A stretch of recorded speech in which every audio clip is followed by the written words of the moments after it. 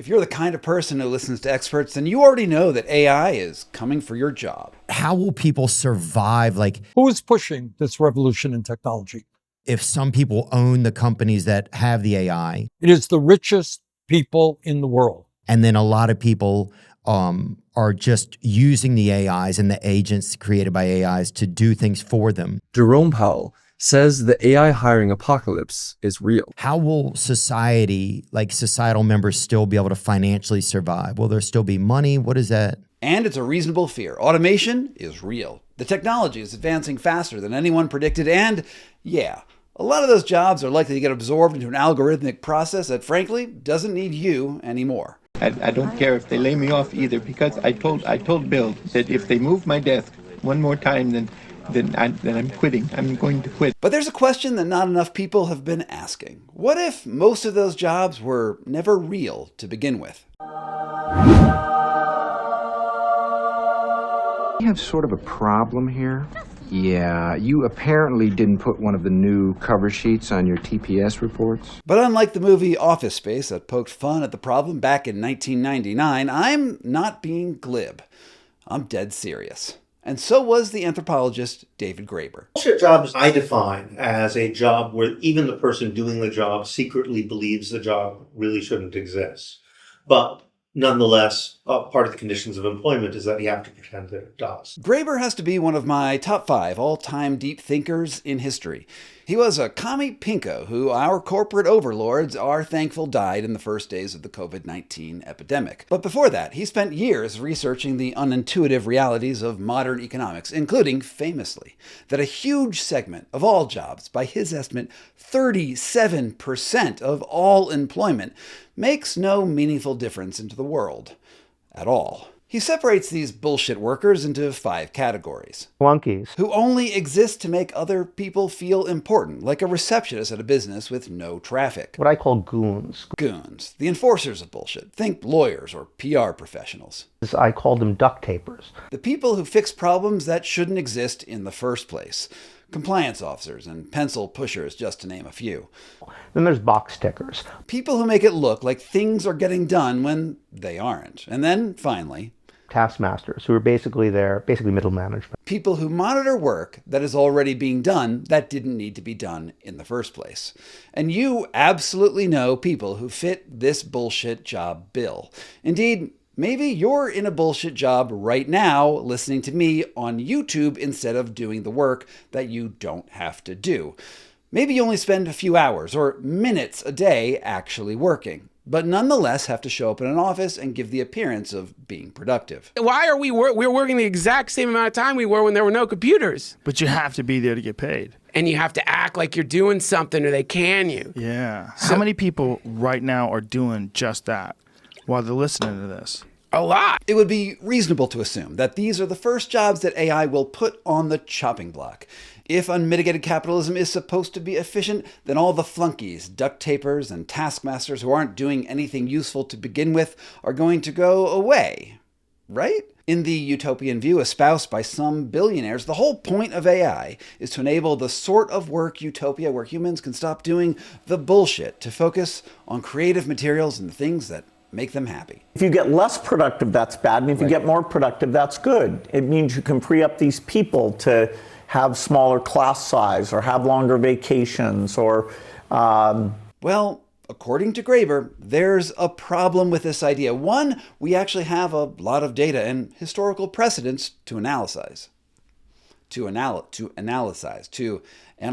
This is one of the great mysteries of our time as far as I'm concerned, because we usually associate make-work, stupid made-up jobs with state socialism, In the Soviet Union, they used to say, well, we pretend to work and they pretend to pay us. They'd make up jobs which are completely unnecessary. That makes sense because they had an ideology of full employment. On the other hand, capitalism, that's exactly the thing that isn't supposed to happen. A private firm would never hire someone and put out good money to someone who they don't actually need. But in fact, if you talk to people who work for large corporations, they do it all the time. How does that happen? And here's the disturbing implication. All of these categories of bullshit employment exist not because they are productive, but because the system needs them to keep people busy. Bullshit isn't a bug, it's the feature. So when you hear people panicking about AI taking jobs, the real question isn't, will automation replace us? It's this. What happens when the system can no longer hide the fact that encouraging people to waste their lives on bullshit was always the point? Okay, so we need to talk about the dream of industrial capitalism, not the capitalism of today with our digital infrastructure and just-in-time factory fulfillment, the one that existed almost 100 years ago in the middling years of the factory age. Millions are toiling day or night at a pace never equaled in our history. In 1930, economist John Maynard Keynes made a prediction. By the end of the 20th century, he said that technology would advance enough that countries like Britain and the United States could have a 15-hour work week. We'd have all this automated productivity. Imagine what people could do with all of their free time, art and science and family and politics and volunteering, pleasure and good old American freedom. Well, over the next few decades, Keynes was proven right. Productivity skyrocketed. It vastly surpassed the population growth, and according to the economic statistics at the time, we firmly achieved the capacity to produce everything we need: food, shelter, healthcare, clothing, with way less labor than we currently expended. So why, 100 years after those gains, are we still working 40-hour weeks? Why are we more stressed about employment than ever? And why does the economy demand more of our time and not less? Well, Graeber's answer is this: because a population with genuine free time is a threat. Think about what free time means. It means that people have time to think, to organize, to get angry about the fact that oligarchs and billionaires control the vast majority of resources on the planet in the most unequal division of wealth in human history. Busy people, meanwhile, are compliant. Someone working 40 hours and exhausted isn't going to organize a union or demand political reform or question why they're working at all. But a person with 15 hours a week, that person's dangerous. So instead of distributing the gains of productivity as leisure, which is what should happen according to Gates, Altman, and Musk, and Keynes, the system instead created make work to survive, fake jobs and pointless positions, entire industries that existed to keep people busy and dependent on a paycheck. And it's not an accident. It's control. The whole economy is a factory store. Graeber again. The one thing left and right totally agree on is the solution to all problems is more jobs. New jobs that we must have. That's why I sent Congress the American Jobs Act. Almost 200,000 jobs were created last month. 943,000 jobs created. Think about it. This is a jobs bill. We have the most jobs available in the history of our country. But they never say jobs that actually do something. Jobs that are worthwhile in any way. It's just assumed that if jobs are created, they will necessarily serve a purpose. And if you don't specify that, if you don't have a self-conscious policy of trying to make sure that jobs actually do something, you're going to end up with useless make work. It's just going to happen. The billionaires of today did not invent the situation. It's ancient. Graeber wrote a book on debt, and it's called Debt, which started out with the provocative question of why do people need to pay their debts at all? Well, according to his research, for at least 5,000 years, civilizations used debt as a mechanism to control their populations. My family says a Lannister always pays his debts. They created money in order to lend it, to create dependence, and lock people into hierarchies that elevated the person whose face was on the currency. And once people started trading those face coins for labor and goods, debt was the control mechanism that kept that king in power. We're living in a dictatorship. It kept peasants working the land they'd never own. It kept laborers trapped in cycles that they couldn't escape. It justified slavery and serfdom and every form of bondage in between. A self-perpetuating autocracy in which the working classes... Oh, there you go, bringing class into it again. The system wasn't designed to be efficient. It was designed to maintain power, and rulers enforced that moral code with violence. Now we see the violence inherent in the system. Shut up! If you are in a situation of inequality, of violent inequality, probably the most effective technique ever invented to not only make that seem moral, but to make it seem like the victim is to blame, is to frame it in the language of debt. Bullshit jobs are the modern version of that exact strategy. Now, in capitalism, our employers hold the threat that kings used to deploy over their subjects. It's the same apparatus, the same function, but just a different era. You're not kept in line by debt to a landlord. You're kept in line by dependence on a paycheck for health insurance, for rent, and for survival. The mechanism evolved, but the purpose, it didn't. Both systems exist to create artificial scarcity. And I know that the logic of debt feels hardwired into your very DNA. It's hard to even conceive of a world without money. But let me ask you to try a crazy thought experiment for me. Is there any reason that money actually needs to exist? Now, ignore the accounting problem. Do factories need cash to run? Do dollar bills convey you to the office? Will crops stop growing if the farmer doesn't have to sell them? Would electrons stop shooting through computer chips if Nvidia's share price drops? Well, the obvious answer to that is no. Money is just the thing we use to account for why these feats are possible, or more accurately, for who deserves what benefits from the global total economic system. Now, of course, you could point to a million reasons why a world without money would fall apart. But all of those reasons would end up in the same place. The global economy only works if people can exert control over other people by making them pay their debts. And that debt system has been racking up for a long time without a hiccup for thousands of years. Still, if all that debt was wiped out across the globe, all the mortgages and credit cards and treasury instruments and every other financial tool ever conceived of, well, the world would still go on spinning just fine. Once you see this truth, you can't unsee it. The system doesn't need all these flunkies and goons and duct tapers and box stickers. It could automate them tomorrow. Productivity would soar, efficiency would improve, but the control levers wouldn't exist. Because without the illusion of necessary work, without the ability to force people into bullshit jobs, capitalism has no answer to the question of what should human beings do with their time. Because free time is the real threat. Not unemployment and not liberation. The most brutal thing about this system is that the workers, they know it. They're not stupid. They're not confused about whether their job matters. They know. They wake up in the morning, they sit at their desk knowing, they go home at 5 p.m. and the knowledge comes home with them. Their job is bullshit. They work it because they're trapped in the debt system. They have rent, healthcare, tied to their employment. They have debt, they have dependence, and they just can't walk away, so they do something that's terrible. They lie.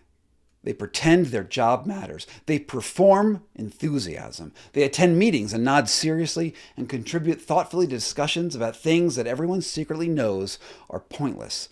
They go to happy hours and bond with coworkers over the shared unspoken knowledge that none of this is real.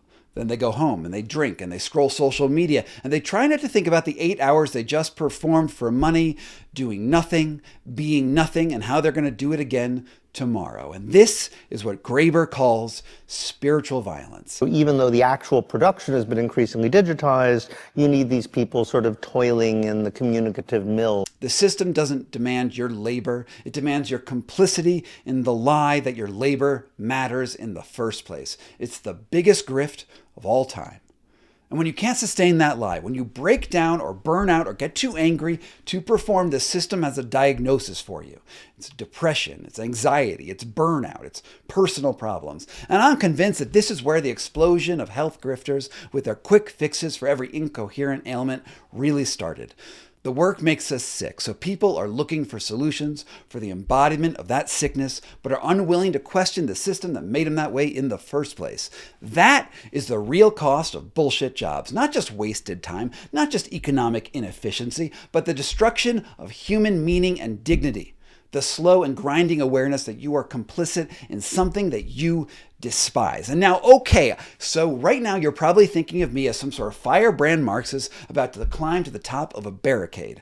Of course, debts need to be paid. No economy can function without money. The very fact that someone is paid money means that the work must be useful, right? I mean, sure, me and Uncle Carl, we go way back.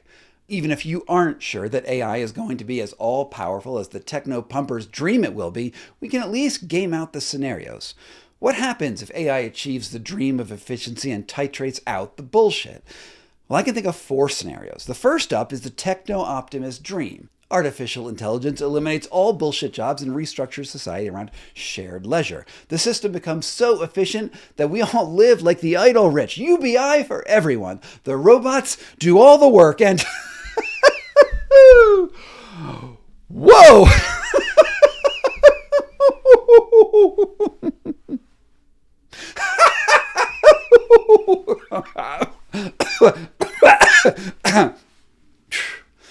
Yeah, that's not happening.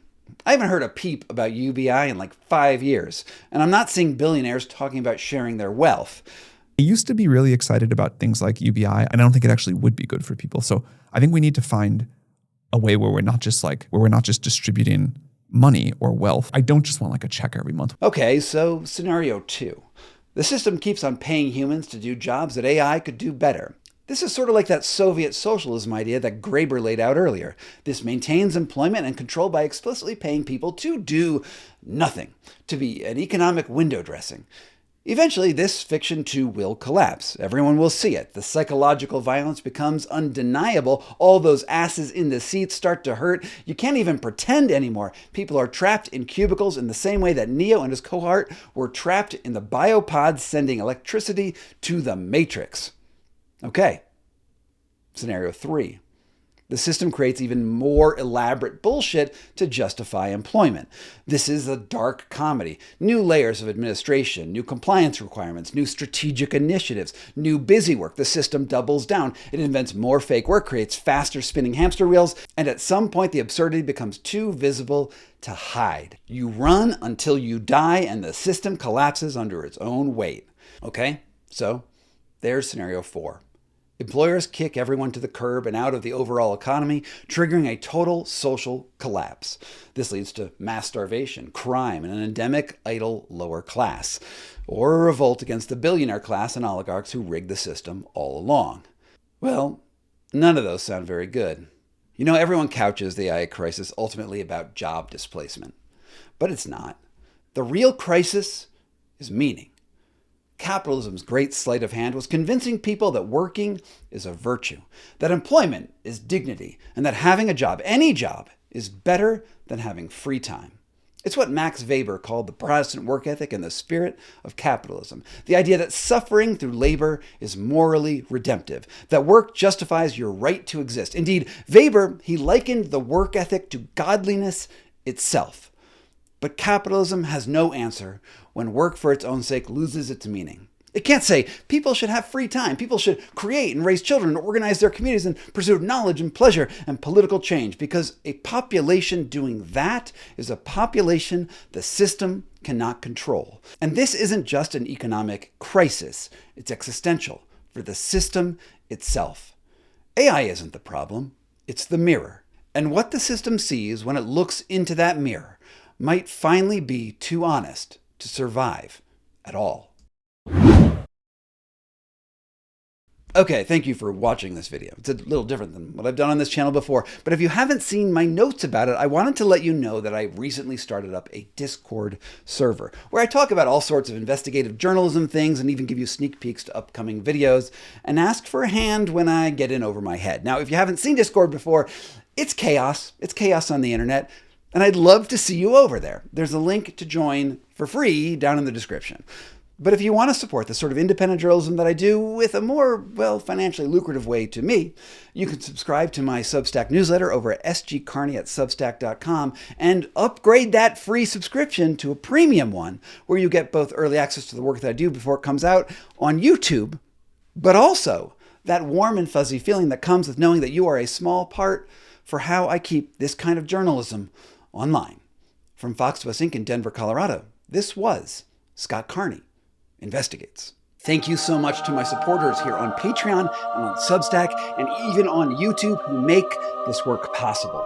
It means the world to me that you're here. And if you want to get your name on the honor roll, all you need to do is sign up at the links down below.